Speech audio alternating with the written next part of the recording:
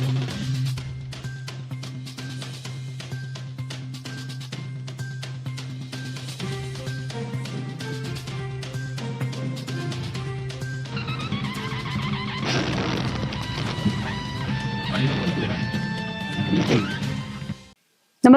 आपण पाहता Hirkani news. Hirkani news प्रत्येक क्षण ताज्या घडामोडी आणि महत्त्वाच्या प्रत्येक बातमीसाठी नेहमीच. रुग्णांचे कपडे धुण्यासाठी 600 किलोमीटरची लाभवारी. कोल्हापुरातून पुण्यापर्यंत धाव. वाहतुकीसाठी लाखोंचा खर्च. कोल्हापूर जिल्ह्यातील शासकीय ग्रामीण रुग्णालयामधील रुग्णांसाठी वापरण्यात आलेले कपडे धुण्यासाठी तब्बल 600 किलोमीटरचा प्रवास करत आहेत.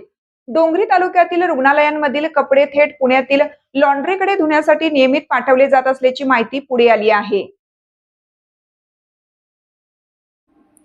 यासाठी कपड्यांच्या वाहतुकीवर धुलाईवर वर्षाकाठी लाखो रुपयांचा खर्च होत आहे. स्थानिक पातळीवरच कपडे धुण्याची व्यवस्था उपलब्ध करणे शक्य असताना त्याकडे दुर्लक्ष का, असा प्रश्न उपस्थित होत आहे. कोल्हापुरातील शिरोली MIDC मधून एक वाहन 2 कर्मचाऱ्यांसह ग्रामीण रुग्णालयाकडे रवाना होते. हे वाहन 10 ते 50 किलोमीटरचा प्रवास करून रुग्णालयात पोहोचते. तेथील कर्मचारी अशा कपड्यांच्या पिशव्या वाहनात भरतात. एका दिवसात 7 ते 10 रुग्णालयांमधून कपडे गोळा केले जातात. त्यानंतर हेच वाहन पुन्हा शिरोली MIDCत येते. जमा केलेले कपडे येथे दुसऱ्या वाहनात भरले जातात आणि हे वाहन पुणे तळेगावच्या दिशेने जाते.